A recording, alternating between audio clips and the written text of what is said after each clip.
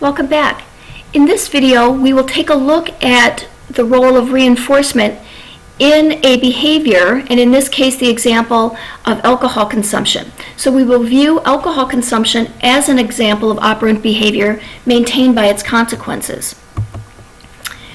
It all begins with Dr. Skinner. B.F. Skinner was born in 1904 and he died in 1990. I've provided a link here if you would like to read a little bit more about the life of Dr. Skinner, which is fascinating. It's important to keep in mind that Dr. Skinner was a pioneer, and the reason that his contribution is so essential to the field of psychology is because he did revolutionize our study and understanding of human learning, but he also was a pioneer in that the apparatuses and the tools and the techniques that we use to do these kinds of very scientific studies, experimental psychology, using the tools of science, he really pioneered a lot of this. Just in this picture here, we can look at a few of his contributions. One is what some of us think of as the Skinner box. This is also more formally known as an operant conditioning chamber.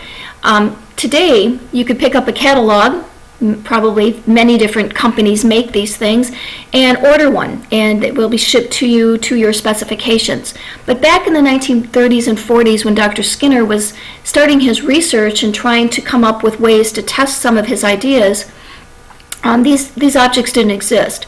So he was instrumental in designing and helping build and creating many of the objects that we're seeing here. So he was instrumental in building and designing the first operant chambers. He also, here's another device he's credited with. It's called the cumulative recorder. And what we have in the background is a relay rack. And these were tools used to operate the operant chamber as well as with the cumulative recorder to actually record the data, the dependent variables, to count how many times the rat pressed the lever and how many times food was delivered, etc. I was also very fortunate to have met Dr. Skinner several times while I was in graduate school. My background is in behaviorism, in the behavioral perspective, and one of the last opportunities I had to see Dr. Skinner was in 1990, and it was only 10 days before he passed away.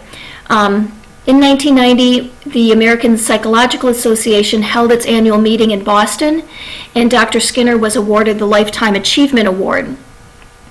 And Dr. Skinner at that time was very frail. He had been diagnosed with leukemia, so his health was poor. He was very weak.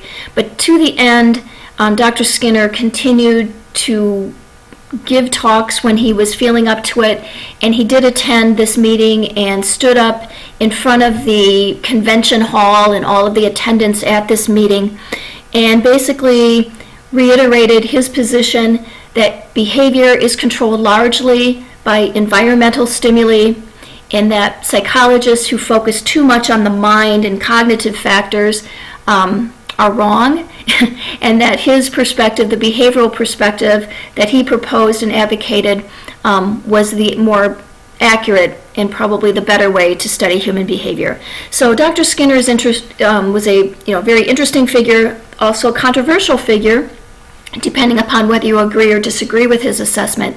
But we can't deny Dr. Skinner's contribution, especially to our understanding of learning and reinforcement, punishment, extinction in particular. So we're going to kind of study these concepts through the lens of trying to apply them to alcohol consumption and how alcohol use can be viewed as an example of operant behavior. First of all, let's define two of the key learning processes. One is called reinforcement, the other is punishment. Reinforcement can be defined as the procedure by which behavior is strengthened due to the consequences that come after it. So we have a response that's followed by some consequent stimulus. And this consequent stimulus is what increases the future likelihood that that behavior will occur again in the future. In contrast, punishment is a procedure by which behavior is weakened due to the consequences. So in this case, a response occurs and then the consequent stimulus decreases the future likelihood. And if behavior increases, we know we're working with a reinforcement procedure or conditioning. If behavior decreases, we know that punishment is at play. Reinforcement can be subdivided into two types: negative reinforcement and positive reinforcement. And this can sometimes be the more challenging concepts for students to distinguish when they're covering these learning principles. Positive reinforcement is defined by the presentation of a stimulus immediately after a response, which then increases the future likelihood of that behavior. In contrast, negative reinforcement is the removal of a stimulus immediately after a behavior has occurred, and as a result, that behavior increases in the future. So let's go back to positive reinforcement. Positive simply means, it doesn't mean good, it simply means the presentation of something. So positive reinforcement would include examples such as praise. So somebody does something good and we praise them, or we say thank you, or we say good job, giving treats, giving good grades. These are examples of positive reinforcers, and they have the effect of increasing the future likelihood that the behavior that immediately occurred before they received the praise or the treat or the good grade should be strengthened. And more specifically, if the behaviors do increase because of these positively presented outcomes, this is then reinforcement. If the behavior does not increase, reinforcement is not operating. The behavior and the change in the behavior is what tells you whether or not reinforcement has or has not occurred. Negative reinforcement, on the other hand, is when a response occurs and then something bad is taken away. And the removal of that bad something is what actually is the reinforcer. So for example, we might think of when people drink, some of the things that go away is sometimes we drink to relieve boredom or to escape from unpleasant psychological thoughts or psychological conditions or even sometimes physical pain. So it's important to keep in mind that when we're talking about negative reinforcement, there's the assumption that there's something aversive or negative in the environment, and then we respond or engage in some behavior that makes that bad thing go away. So think of negative reinforcement as escape behavior. Your behavior results in the removal of something aversive, and it is the removal of that aversiveness which is the reinforcer.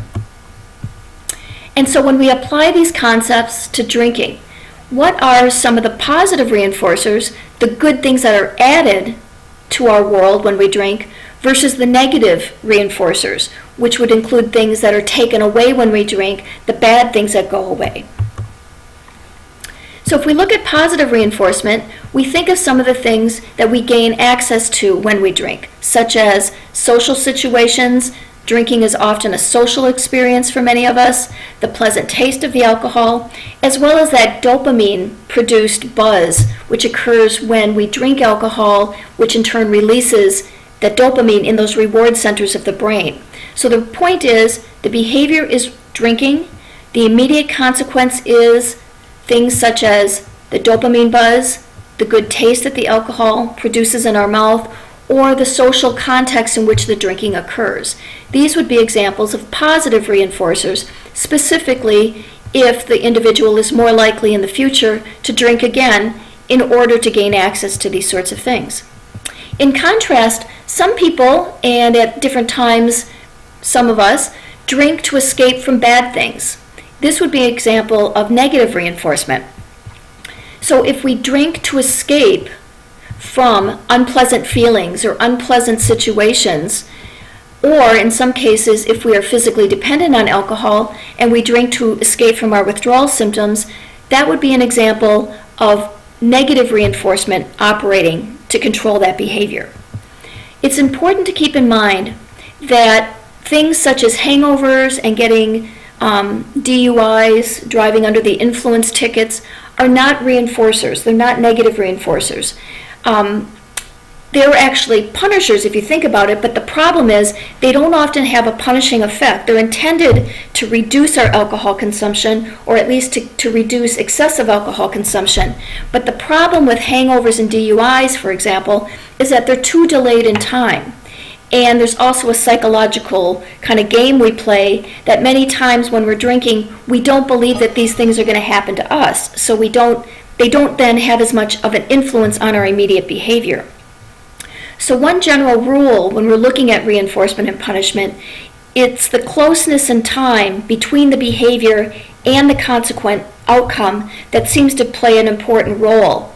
So it is the immediate consequences that are more likely to control our behavior than more delayed and possibly less probable outcomes. So this is ending our lecture on operant conditioning, and if you have any questions, be sure to refer back to your textbook, and you can always get in touch with me.